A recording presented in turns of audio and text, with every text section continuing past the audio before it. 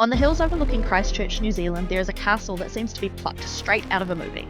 So much so that it was actually used as a backdrop for one of the world's most famous directors. But the real story of this place is far more dramatic than any film. It's a story about a visionary dreamer, a city-shattering disaster, and an incredible rebirth. This isn't some forgotten ruin. It's a living monument with a century-long saga of ambition, heartbreak, and pure grit. This is the story of the sign of the Takahe. In the early 1900s, politician Henry L., known as Harry, looked at the rugged Port Hills and didn't see an obstacle.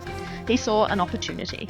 He imagined a network of public reserves, a scenic road winding along the summit, and a series of houses where tired travellers could rest, refresh, and soak in the amazing views. His dream, which he formally proposed in 1909, was called the Summit Road. It was a project born from the idea that the stunning beauty of the Port Hills should be accessible to everyone. He planned 4 main rest houses, each named after a native New Zealand bird, but the crown jewel and grandest of them all was to be the sign of the Takahe. It was designed to be the gateway to his entire network. This wasn't just about building shelters, it was about creating destinations. El wanted to build places that would inspire awe and stand for centuries as a testament to the land's beauty.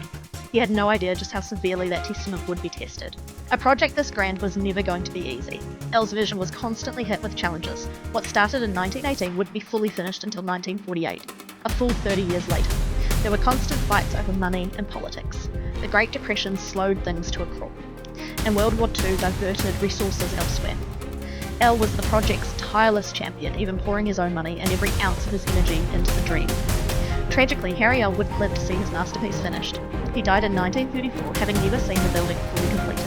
Finally, in early April 1949, more than 4 decades after the initial vision, the building officially opened to the public, complete in all its Gothic glory.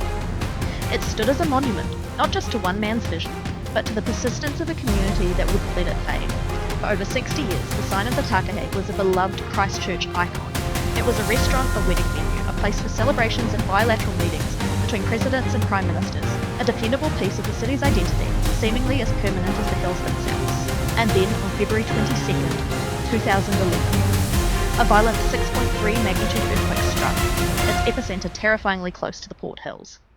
The city of Christchurch was shattered, lives were lost, and the heart of the city was broken. The Port Hills were severely damaged, and the castle on the hill, built to last for the ages, couldn't withstand the earth's fury. Like so many of Christchurch's heritage buildings, the sign of the Takahe was declared unsafe and closed indefinitely.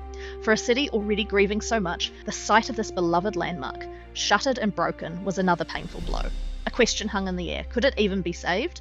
In the quake's aftermath, Christchurch faced an unimaginable task. With thousands of buildings damaged, the city had to make tough choices. For many heritage buildings, the cost to repair was just too high. But this one was different. It was too important, too symbolic. The call was made in 2013 that this castle would be saved. The work began in February 2015.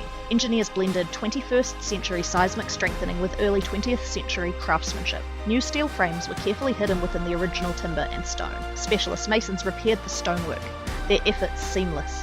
It was slow, meticulous work. The restoration was completed by May 2017, just in time for the building's centennial. The doors finally reopened to the public in August 2019. The story of this lone building is a powerful reminder of how a place can represent the spirit of a city. If you've visited this incredible building, or if you have your own stories of Christchurch's resilience, please share them in the comments below. We'd love to hear them. And if you enjoyed this journey into New Zealand's history, make sure to subscribe for more stories about the hidden gems and remarkable landmarks of this country.